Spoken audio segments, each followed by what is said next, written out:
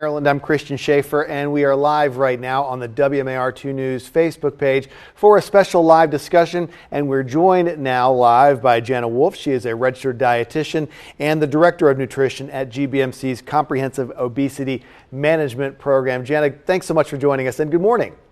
Thank you. Good morning to you as well. Yeah, so we are obviously doing this remotely like everybody else. We're kind of social distancing right now. And just first of all, just to set a base for us, as a registered dietitian, you are noticing some changes amongst people right now as they try to deal with food and whatever obesity or any other problems they might have during this time. Is that correct? It is correct. There are definitely similar themes like boredom eating, being on a time schedule. People are not in their routine. So boredom eating and getting out of their normal routine is pretty much the main things that I've heard. Also, snacking at night, which also has to do with your routine, and snack foods in general. So not having your fresh, ready-made foods all prepared to go. And just before we start, I like to tell everyone that yes, I am a registered dietitian. I work with bariatric patients, which are weight loss surgery patients, every day. So some of this information will be for the general public and not align 100% with what we usually talk about with bariatric weight loss surgery. Makes a lot of sense, and I'm sure we have some of both of those groups listening and watching right now. So talking about that, as you say, boredom eating, on the surface of it, it's interesting because now at this time people aren't going to work or they're working from home. In theory, they might have more time to prepare meals or do things that they need to do to try to watch their weight, but it doesn't always work that way. It's not always that simple. Yeah, I mean, there's an amazing opportunity to take the time to prep your meals. And I've actually seen a lot of people starting to meal prep, like Instagram level meal prep. And I definitely encourage that, making sure that half of your plate is vegetables, you're getting a lean protein and some healthy starches in there.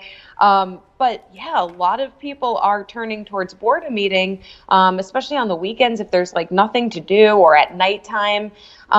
It's nice to know, and I usually explain this to our patients as well, it's nice to know why boredom eating exists in the first place and that it's not 100% our fault. Like, our brains we've learned these behaviors basically from childhood or past experiences throughout our lives. Like, think about it. When you got an A on a test, or if you won a baseball game, you would get ice cream maybe, or if you celebrate something, you would celebrate with food. So a lot of these foods are associated with positive experiences, and when you're bored, your brain is telling you this is not really a positive experience, and you can turn towards boredom eating, which will help alleviate and stop the monotony of the boredom. Also, eating promotes dopamine release and endorphin releases, which make us feel happy and good and rewarded.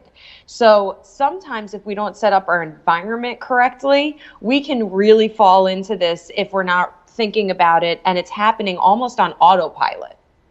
Jana, I've noticed, I saw a news report recently that all these things have started to happen over the past month, that people have been at home, certain changes that didn't used to happen before, and some of them might not necessarily be negative. For example, people may be sitting around and eating breakfast together as a family, whereas previously they might be rushing out. Sales of orange juice have gone up because people are pouring a glass of orange juice like you used to do back in the day when you gathered around for breakfast. What are some, we can go meal by meal. What are some ideas that you might have for folks at home who don't usually have time for an actual breakfast, but now you do, just to get the day started? What do you recommend? Well, first, I have to go backwards a little bit, and my patients have heard me say this before. Juice in general, not the best habit to get into because it's almost like drinking soda.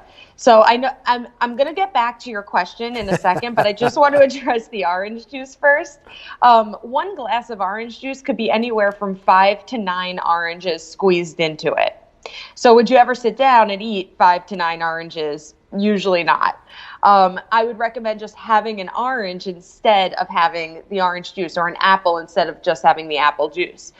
Here and there, fine. But if it's a normal, regular routine, you might actually see your blood sugars go up, and that's something that we want to avoid altogether. But going back to the first question, what are some things meal by meal that we can focus on? First, not even just what we eat, but how we eat, the timing of our meals. So I typically recommend eating something within an hour and a half of waking and including some protein in your breakfast. Protein and healthy fats usually keep us fuller longer. So you mentioned, something like eggs, an omelet, even a protein shake with some frozen fruit in it, some turkey bacon, and Greek yogurt with some berries on top. Those are all examples of some of the proteins that you can include into your breakfast. And that'll keep you for longer and usually regulate your blood sugar levels as well. So meal by meal, are we going to lunch? Well, that's the thing, because now it's interesting with parents that have kids at school. A lot of times they're not really responsible for that lunch meal. The kids get it at school. So now, are we going back to peanut butter and jelly? Are we buying lunch meat for the kids? What are some ideas for healthy lunches for the kids now? Okay. So first off, every plate should have, at most meals, I know it's not going to happen 100% of the time, but 80% of the time, it would be great to have half of your plate as vegetables, a fourth of your plate as some lean proteins like chicken, fish, eggs, etc. And then a fourth of your plate as a healthy starch. So think of like your whole grains, whole wheat bread, whole grain pasta, brown rice, sweet potatoes, and basically sticking to things that aren't deep fried, maybe baked. And it doesn't need to be your traditional just peanut butter and jelly sandwiches. That might hold the kid for a little while, but I would recommend having some fruits, vegetables, whole grains, and some healthy proteins in there as well. I must admit to eating the peanut butter and jelly myself still at age 46 from time to time, Jana. Oh, yeah, of course. I think we all do. Now, if you want a healthier option than just like your white bread and peanut butter and jelly, you can get your whole grain bread or whole wheat bread, and you could use a more natural peanut butter. The ones that you actually have to mix up. Yeah, and, that's going to be a tough sell, Jana, for that one. But I'll take the healthier bread though, if that's okay. I will say that people do get used to it though. I prefer it now as an adult over Skippy, but I mean I still love Skippy, of course. And you can also cut up natural fruits. Like you can cut up a banana and put it onto the bread, or cut up an apple and put it onto the bread as well, to serve as the jelly instead. Now, wouldn't it be nice if people are really gathering around and having a nice family dinner these days that they might not have had time to before?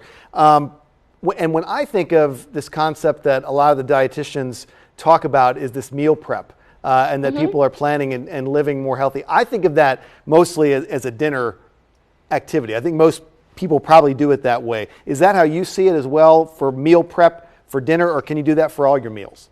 Oh, I could see it for every single meal, but it does take a lot of time. However, it saves time during the week. So if you wanted to prep, like, for instance, I tell my patients all the time, have boiled eggs and yogurts just ready to go, if that's what you like, for breakfast, or have, like your protein shake ready to go. And this is the whole thing. You don't have to plan every single meal in these containers, like ready to go for every single time. It can just be a grab and go kind of thing. I always tell people have like cans of tuna, cans of chicken, rotisserie chicken if you'd like. And I always have in my freezer. And this is not technically, I guess, meal prep, but it's just easy things ready to go. Always have turkey burgers frozen, turkey meatballs, chicken sausage, ground up turkey or chicken or lean beef, just ready to go in the freezer. I always have my cauliflower rice, any of those frozen vegetables that look good. They're better nowadays, the frozen vegetables. So if you have those things ready to go, you don't have to do it like perfectly with the little containers. However, if you're making a big pot of chili or vegetable chicken soup or something like that, you can always have at least your Tupperware ready to go. Put it into the individual serving sizes, freeze them for a few days, and have them ready to go for the week. So yeah, have it for breakfast, lunch, and dinner if it helps you. Some people don't like the monotony of it, so you have to make a couple of different options, but you can always Google like the best recipes, whatever you're interested in, and just make bigger batches of it. I see my patients all the time are making things of salmon and chicken and baked vegetables. That's a big one. And they use their air fryer, their Instapot to make soups and chicken wings and all of that. And if you put them into the containers ready to go, then it's so much easier during the week. You just can grab it. Jana Wolff, the registered dietitian, joining us from GBMC, from the Comprehensive Obesity Management Program. And you've mentioned a couple of things in that answer that I want to talk more about. One of them, real quick, is this issue of the frozen vegetables. Some people are just feeling that they've got to have fresh vegetables or else they're not going to eat them. But to your mind, that the frozen vegetables are actually a pretty good option in many cases. Oh, totally. I mean, this is going to be personal preference, okay? I prefer fresh vegetables. I like to cut my veggies. I like to throw them in the pan. Okay. But if you're in a rush, frozen vegetables are just as good. They're usually frozen right on the farm, so they're technically fresh. And the nutritional value of them is just the same as any fresh vegetable. So if it's going to encourage you to eat more vegetables if they're frozen, I say go for it. The other thing you keep mentioning over and over again, which tells me that people may not be getting enough of it, is protein. I mean, you've talked about salmon, chicken, all kinds of stuff. And I guess it just tends to show the importance of trying to get more protein in people's diets. Yeah, so you'll read some articles that say we're getting too much protein. You'll read some that say we're not getting enough protein. My knee-jerk reaction to this always, and my registered dietitians around me are going to thank me for saying this, speak to a registered dietitian. See what your insurance company covers, see what you can afford, and talk to a registered dietitian. They will tell you your exact needs based on your height, your weight, your gender, and your activity level. But I do recommend getting protein throughout the day because we are built of protein head to toe. And if you're also losing weight, you want to lose fat mass, not muscle mass. So keeping protein in your diet can help to maintain that. And I think that we don't realize that protein actually helps to stabilize your blood sugar as well. So you'll feel more energized. You won't get that hanger feeling when you have protein at most meals. And you can get your protein in several different ways. You can get it through vegetarian options like tofu, tempeh, beans and rice, or you can go for leaner options like chicken breast, salmon, any whitefish. And then you can go for even leaner with like the red meats, 90% lean or higher, and you're good to go. I mean, this is the way that we can maintain our energy levels. But I do talk a lot to my patients about timing out their meals and making sure that they have at least some source of protein at every meal.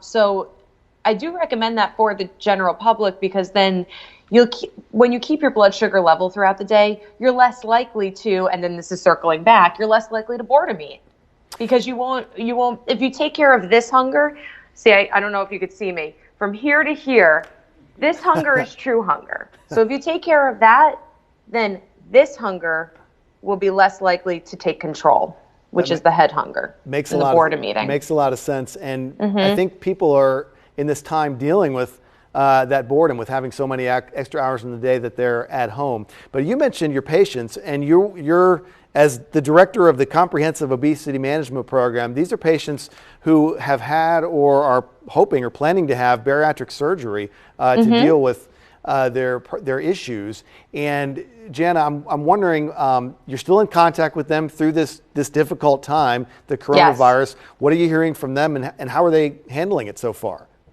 Well, first, I would say that I'm even more in contact with them because I'm able to talk to them virtually. Before, we would see everyone in the office, and now I'm doing all of my patient sessions virtually. I go on Facebook Lives all the time. I talk to people through our Facebook group.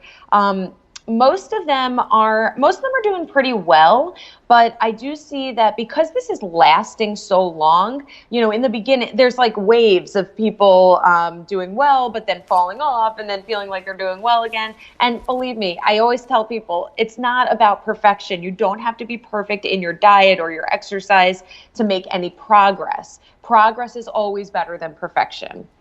So if you're moving, if you're getting a little bit of exercise here and there, I always recommend having at least like 20 minutes per day, or to break it up during the week, like, having 45 minutes 3 times a week. If you're getting outside a little bit, having good sleep patterns, like sleeping for at least 7 hours every night, waking up at similar times and having your 3 meals during the day, you're pretty much nailing it. Do you subscribe to that theory of having small meals several times a day, or are people better off with the 3 meals, or does it depend on the particular individual? Yeah, there's no one tailored answer. And also day by day, that can change too. Like some days I want my 3 meals and that's it. Some days I'm not in the mood. Some days I'll have 5 meals, 5 small meals. It depends on if you're having a big workout or not, or you're, lazing about.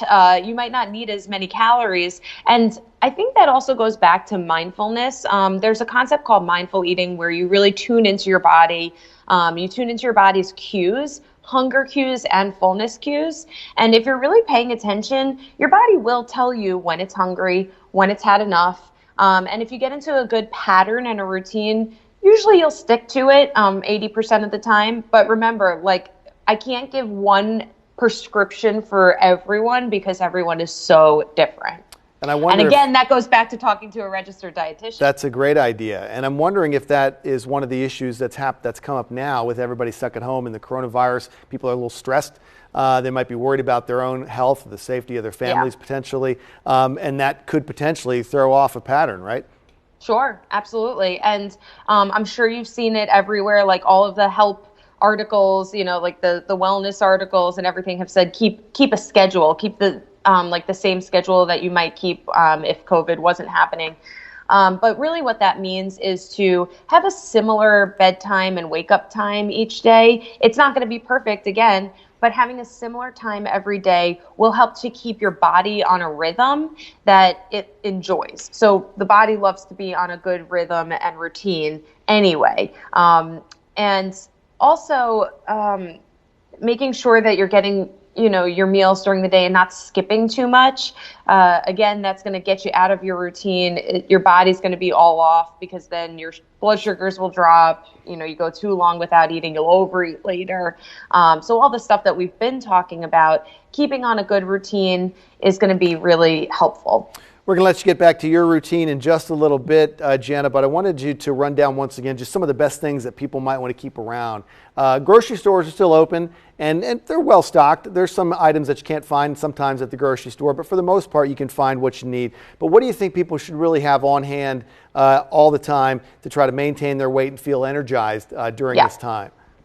So I recommend all of the major food groups, like your healthy starches, so brown rice, sweet potatoes, regular potatoes, those keep very well. And also having your vegetables on hand and fruits, so you could do either fresh or frozen, remember that. Having some lean proteins on hand, especially frozen, so they're ready to go during the week. Like have some frozen chicken, have canned chicken, canned tuna, have frozen shrimp, anything ready to go. So you have something on hand and you're more likely to cook it than ordering out or just grabbing snack foods. I also recommend not having every single type of snack food available to you and out on the counter. Putting it away, out of sight, out of mind is a real thing. And having some boundaries for yourself, like maybe at a certain time you do stop eating, giving yourself a couple of hours before bedtime to digest and not having those nighttime snacks. Because usually we're not eating like the best of snacks at night,